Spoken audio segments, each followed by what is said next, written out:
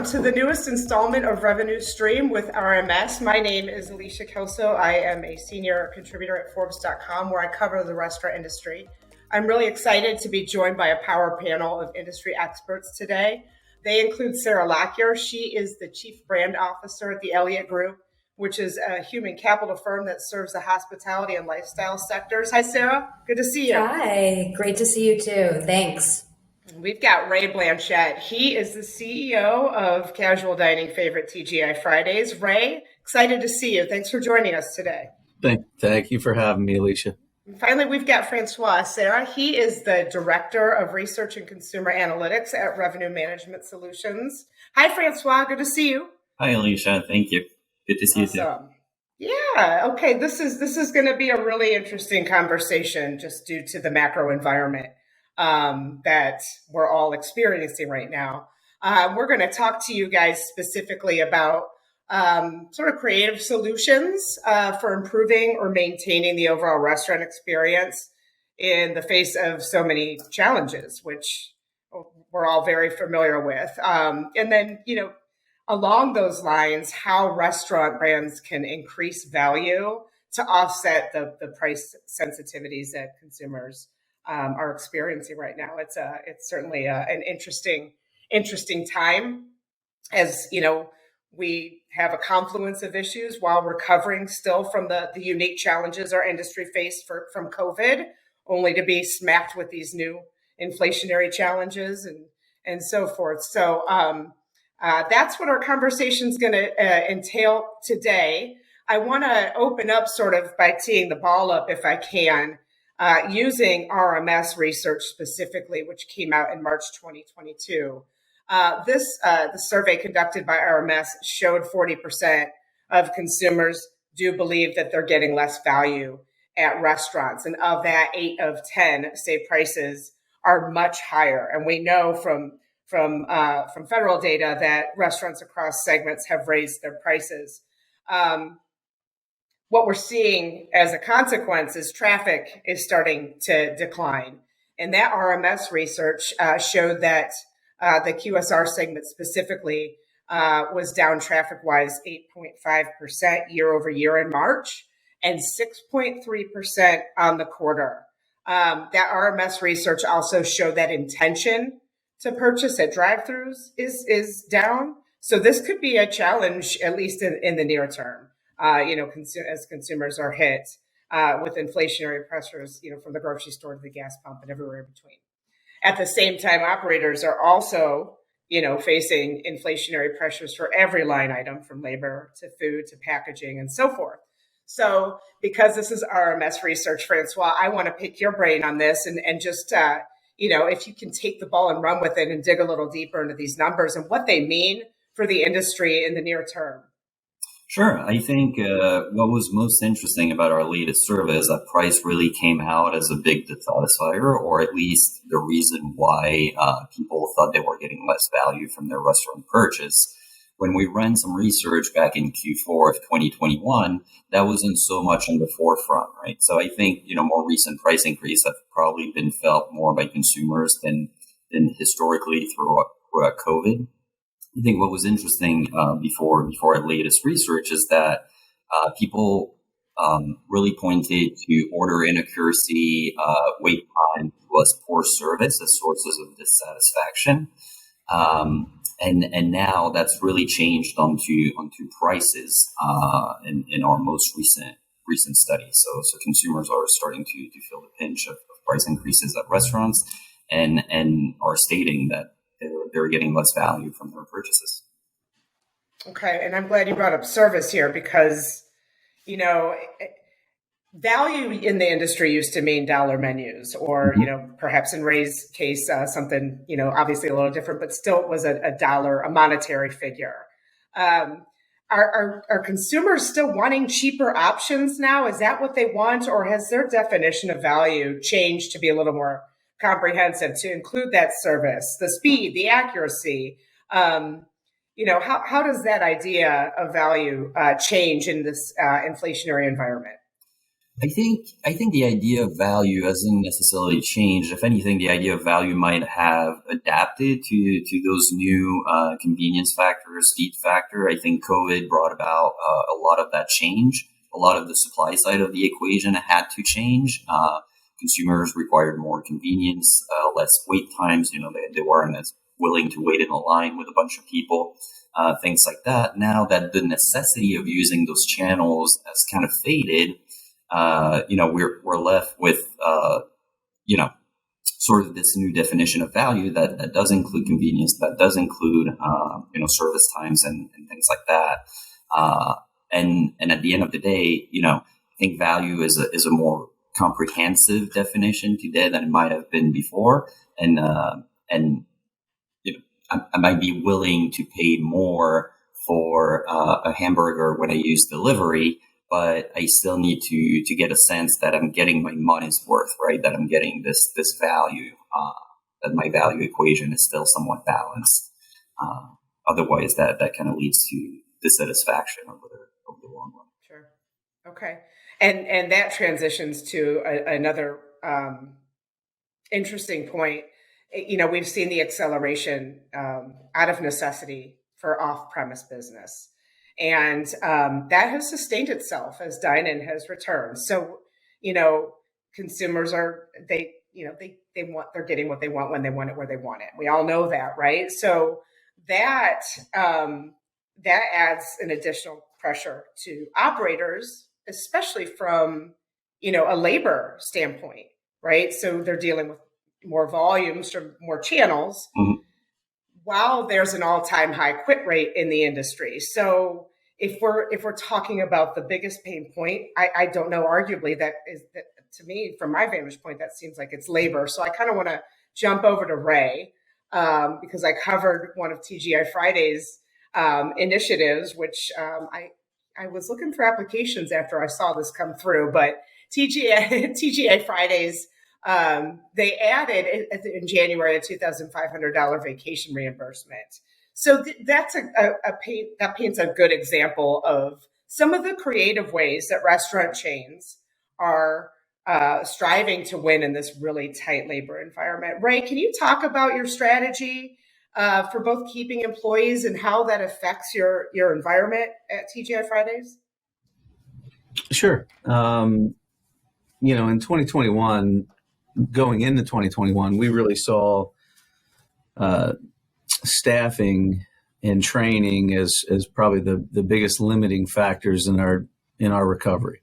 And when we first started tracking, we were slightly less than 70% of the par level that we felt we needed in order to sustain the volumes that we were seeing in the restaurant.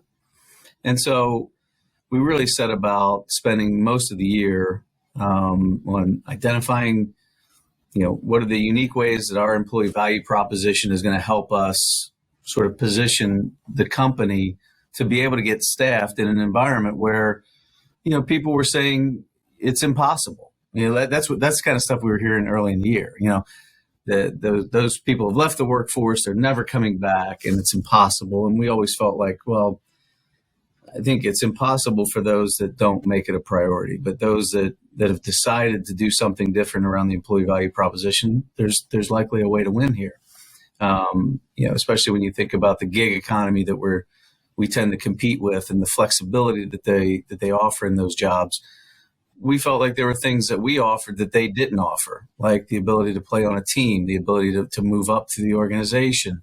And we felt like those were powerful drivers, so that if we could find ways to meet them closer to where they want to be in terms of the gig economy, and then leverage our strengths where we know we're a clear, better option. So, we did things like we've added this global training platform that enables our trainers to, if you're a trainer in Manila, you could be talking with a broiler trainer in Sao Paulo, right? And it's this common language of, speaking Fridays. And so we felt like there were ways for us to connect people to the overall business that would be very powerful as well. And then specifically around the general manager, we also know that every restaurant we have is as good as its general manager. And as a company, we're as good as our worst general manager.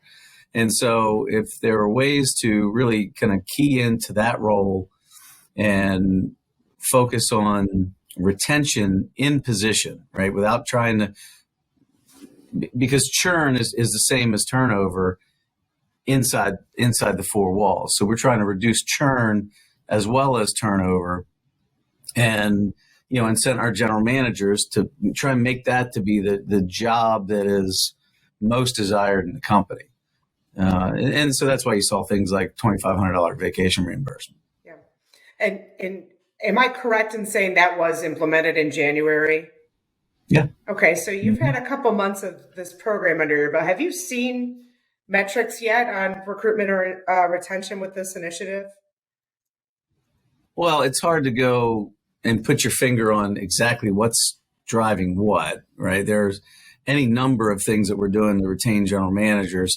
I will say that our general manager retention year to date is better than we expected, better than we targeted, and we had set an aggressive goal for ourselves. So I'm pleased that it looks like some of the tactics that we're using to protect those people in those roles seems to be working. Great. Okay.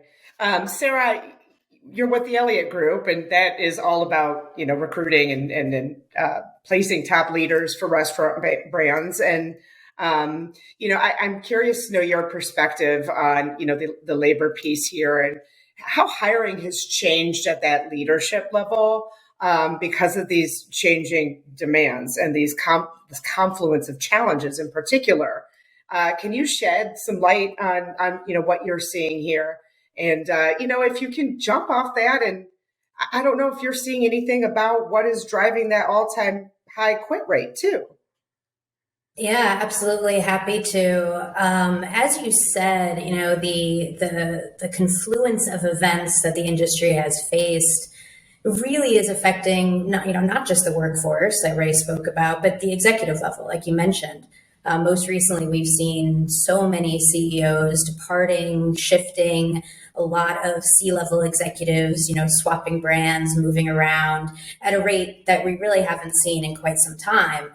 And there's a lot of factors that go into that, of course. And one of them is, exactly what Ray said about the employee value proposition. It's the same thing for leaders as well, right? So like everyone else, executives really want to align with brands that they believe in, with brands that line up with their own, personal values and personal goals for their own careers.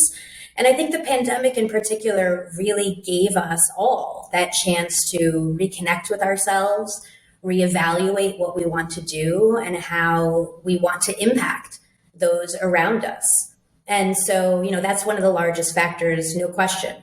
We're also seeing a lot of change in compensation. So there's a lot more equity, being offered, especially for small, growing brands. Incentives have changed. Ray talked about the incentives at the GM level, but there's obviously incentives at the executive level as well. And then this notion of what a lot of people are calling radical flexibility. That's just as key for executives as well. Relocation, is not easy. Finding ways to work in that hybrid environment. That flexibility is needed across the board, no question. And as for the changing demands that you mentioned, right, the industry is really changing and there's a lot of challenges, right, in front of it. And so I think what we're seeing is that at the executive level, there's a real need for some new skill sets or at least honed skill sets, things like emotional awareness or emotional IQ, a real look at authentic and conscious leadership, adaptability, very crucial. Resilience, as we've all seen over these last couple of years, has not been easy. And then a huge emphasis on acumen around tech, right? Acumen around technology and data, not needing to be the expert, of course, but really needing to understand where that can fit into the business in the right way to drive efficiencies, to drive a better workforce environment through both the technology platforms, but also the data that it provides. And then Alicia, you mentioned, the largest workforce, right? Like what's happening there, the high churn rate, the high turnover, the exiting. Ray spoke to it very well. And there's the gig economy has become just absolutely a huge competitor to restaurants. I think we all knew that. But I did read something the other day that I thought was a very interesting perspective, right? I think the narrative of the restaurant worker moving to Uber or the restaurant worker moving to Amazon is only part of it, right? So we had a time where restaurants were closed. We had a time when independent restaurants closed perhaps forever. There was reduced capacity, which clearly means reduced workforce. And I think we all know the restaurant industry hires very talented people, right? And I think during that time off, so to say, there was a lot of emphasis on education. A lot of people went back, focused on education, or honed a skill and a craft that, perhaps they did on the side. And so career moves were not just to, the gig economy, but also to completely different sectors and industries that they, perhaps had been really wanting to focus on and then had a chance to. So I think that's a part of it as well. Yeah, that's a really good point, and especially your point about radical flexibility when everybody moves online or moves remote, and that's just impossible in the industry. So, points well taken. I think this labor conversation, I'm sure all of us on this call could talk about it all day to try and figure something out. But from my vantage point, what makes this labor piece even more complex is that consumer expectations have changed more in the past 2 years than probably the past 10 years combined, driven obviously by digital technology. And so when we keep going back to that confluence of challenges, well, we've got a labor piece to figure out, and part of that is meeting those wildly changed consumer expectations. So I want to take the labor shortage out as a factor. And Ray, I want to ask you how TGI Fridays, if TGI Fridays is hiring differently to meet the changes that the consumers, are expecting out, changing consumer expectations. And I guess that kind of could go back to the value equation and how it's a more comprehensive definition. But I just want to get your perspective on that if I can. Yeah, I don't know that we've changed who we're looking for necessarily, because we've always, at Fridays, it's always been hire for personality and train for skill, right? I mean, it is, it's a bring your whole personality to work type of place. And that's certainly our culture. And it still is today.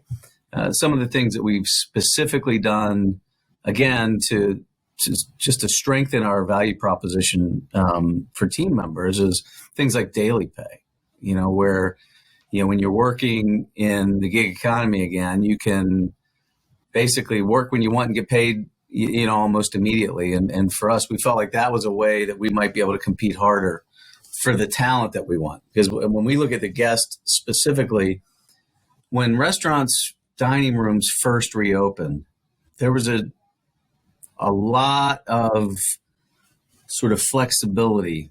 People were just happy to be out. You saw signs up in restaurants saying, be patient with us. We don't have enough staff. And I think we played that string out fully to the point that the consumer is now saying, that doesn't work. You've had enough time to get staffed. You've had enough time to train people. Now when I come out, especially when I'm getting squeezed at the gas pump, I'm getting squeezed in the grocery store, I am going to demand that you sell me the full experience, or I'm going to punish you for it, which we think is fair, because we know in recessionary economies, people are still going to eat out, but the occasions are changing, right? That you're going to see more special occasion type celebrations that you're selling than the routine kind of fuel stop after soccer practice, right? Those are the ones that tend to go away, but you're still going out for your anniversary. You're still going out for your birthday. And then your expectations are higher than ever, right? That you've got to deliver the goods. So that's really kind of what we're preparing for and seeing is The value proposition is changing. We know our ability to throw a great party to help people celebrate the things that are important to them has never been more important.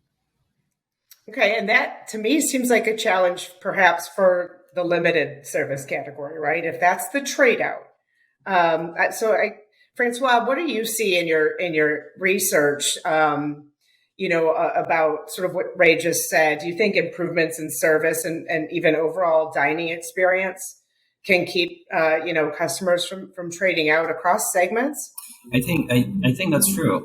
Just going back to the three factors I mentioned earlier: wait times, order and accuracy, as well as poor service.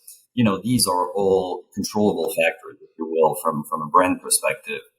It's also important to note that they're not super satisfiers, right? Like if you don't get my order right, I'm going to be dissatisfied. But if you get my order right, you're not going to generate extra satisfaction for me. So really focusing on those controllable factors can help, that trade out behavior. We've measured some trade down behavior, people reporting that they're choosing less expensive restaurants, for instance, or choosing less expensive items on the menu, or bringing coupons and deals with them. So there is a little bit of trade out there in that sense. But I think it also goes back to what Ray was saying around the occasion. I think the occasion for quick service is very different than the occasion for a TGI Fridays or a sit down brand. So again, focusing on controllable factors and realizing that the context of the visit might be different for your brand than it is for another brand might help consumers inside the restaurant or keep visiting. Okay. Are there specific factors, that might be applicable across segments to keep customers from trading out from what you see? Like food quality, obviously would seem obvious to me. I think it's going back to what is expected of my experience and what I'm getting in return, right? And if that if that equation is not balanced, that value equation doesn't work, that's when you're risking trade out. So I would encourage brands to think think really hard about what that value equation looks like for them, because convenience might be really important for quick service. Maybe it's not as important for a sit down restaurant, right? So going back to that and focusing on that. Okay. I think we're in a unique situation here too. If I could just add on to that, please. Where post pandemic, not everyone is affected by rising prices equally, and so what we're seeing is even within full service, right? The higher end of full service is continuing to perform very well.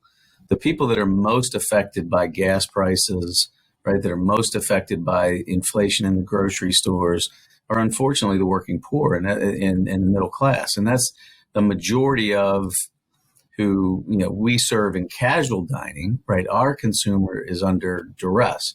In polished casual or in fine dining, probably seeing that they're continuing in double-digit growth between the price that they've taken and the fact that their consumers largely unaffected. I mean, I think last year borrowing rates on credit cards went up close to $1 trillion, right? So Americans took on $1 trillion of debt last year, very quietly on their credit cards.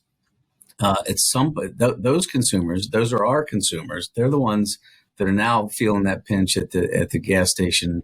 And so I think you've got a consumer that's really going through quite a lot right now. If I can, I mean, how do you guys then reconcile that? And I think what's interesting to me is we're seeing food away from home, rise at a slower pace than food at home. So, right, the share for stomach becomes really critical, that competition, perhaps more than ever. So, I don't know, Ray, how do you look for creative ways then in this environment where your consumers are quote unquote under duress to keep the menu accessible and profitable? Yeah, I think you've got to have places for value. like for us, we're looking at these sort of kind of stand-up pillars for value. And you have to understand that value is defined differently in each segment that we compete in now, right? And so the value of a hamburger delivered to your front door and what you're willing to pay for that, very different than what you're willing to pay in my dining room, right? As we serve it to you. And so I think for us, it's really understanding, okay, for the in-restaurant experience, how do we balance the value equation? We're doing things like all day happy hour and whatnot. So instead of sort of promotional offers, we're looking at value layers that are built into the everyday experience that become very reliable for the guests. So almost a barbell approach, if you will, that if you have, if you're celebrating a special occasion, well, then we've got innovation for you. We've got new product news. We've got big plates, and we've got all kinds of stuff to help you celebrate. If you're, just looking for a night out because you're working your ass off and you feel like you're getting squeezed everywhere you go, well, then we've got a great solution for you there too, where there's great everyday value, but not discounting, right? I don't think any one of us wants to get back to that pre-pandemic, right, situation where it felt like casual dining was racing to the bottom. Who could put the most amount of food for the least amount of money on a plate? That's not a race I'm interested in winning. I don't even want to race it. I don't want to be in the race. And so hopefully we're all going to go back there only under duress, only kicking and screaming, right? We got to fight that off and just think smartly on how you're going to balance the value equation for your guest every day. Very good. I appreciate that color. Sarah, you have a unique perspective, coming from, from your company and hiring these leaders. I'm just curious to know, how you are, kind of aiding your clients in finding creative ways to sort of adapt to this unique and challenging environment. Yeah, well, adaptability is definitely the key word there. But I do want to say what I think Ray has just mentioned is so crucial for brands, and that's finding that value equation across different moments of experience for the restaurant, right? It's not just one value equation per brand. It's the value equation of off-premise. It's the value equation of in-dining. It's the value of price. It's the value of menu quality. I really thought that was an extremely important point. But what I will say is, the Elliot Group works obviously not just with restaurants, but we're working with an increasing group of restaurant tech. And so I do want to mention technology as one of the largest areas of creativity and innovation for the restaurant space. I don't think that anyone's not sold on that at this point, right? I think everyone in the industry understands the importance of tech. But I do think the industry is still pretty slow in terms of adoption and getting it right. There's so many restaurant tech companies out there offering so many different things. But I do think that using technology to build efficiencies is one of the most crucial ways to offset some of this confluence of events we've been talking about. Using tech to reduce costs, to allow the workforce in the restaurant to focus much more on the guest if technology is supporting some of the back of the house and menu work. But it's not just the tech platforms, it's the data that comes with it, right? So I mentioned that a little bit earlier. Data is going to be, I think, one of the most creative ways that brands are going to differentiate. And that's data obviously on the customer and the consumer that comes out of a lot of the tech platforms that they can implement. But it's also data on efficiencies, right? Data on supply chain, data on efficiencies of workforce, per hour, per table, data on the general manager level, data on operations efficiencies. So really understanding the data of your business, trying to own the data of your business is going to be very crucial moving forward. Okay. It's funny, you talked about all the technology, companies that are out there, and it does seem very, very dizzying, but I am struck by the fact that, if there is a positive from the pandemic, it's that it kind of forced the industry, which has been notoriously behind, to catch up, understand the return on investment, and it's been kind of fun to try and keep up with that. So, and these are great insights. I'm curious to know. I wrote a story last night, in fact, about consumers pinched by fuel prices, and there are analysts out there that think that it's going to remain above $4 potentially through November. And data that shows that once gas prices pass $4, that's when customers start trimming their discretionary spending at restaurants. So the implications here in the near term really fascinate me, and I want to get your guys' crystal ball predictions, if you can, on what you are projecting, about the macro environment, going forward. And Francois, I'll start with you. That's a great question. If I had a crystal ball, I wish I could look into it right now. I think, going back to discretionary spending and gas prices, I think that's going to hurt quick service more just because of their drive-through dependence. And historically, we've seen higher gas prices being negatively correlated to drive-through performance. But I think, overall inflation in the economy, like we said throughout this recording, is consumers are getting squeezed, so are restaurant brands, right? But I think casual dining brands might have a little bit more trouble going forward, and it might require, as Ray said, some clever menu engineering to keep guests coming and satisfy whatever occasion they're walking through the door for. So that would be kind of my projection, I guess. Yeah, sure. Sarah, what about you? What do you think? Well, I'm certainly no economist, so I won't give you, time frames or quarters or when we're going to move out of this environment. But I think everyone agrees that this kind of triple whammy, so to say, of inflation and supply chain and workforce challenges are probably going to remain for some time. But if I may, look into the crystal ball, I'm bullish on this industry. I always have been. It serves such an important part of our economy, of our community, and I just don't think that's going to change. Of course, there's bumps in the road. Of course, consumers need to watch spending, but I'm very positive on this industry. It has always rebounded, and I think it will continue to. Yeah. And Ray, I hope you're bullish too. What are your thoughts? Yeah, we're real bullish. I can tell you that gas prices historically, give you a little history lesson, gas prices have always straight line correlated with sales in casual dining. It's coming directly out of consumers' disposable income. So as we look, to regress sales performance, as we're doing analysis to predict the future, gas prices are always a major factor. Probably one of the strongest correlated directly to same store sales. But then you also have, this other dynamic in play, right?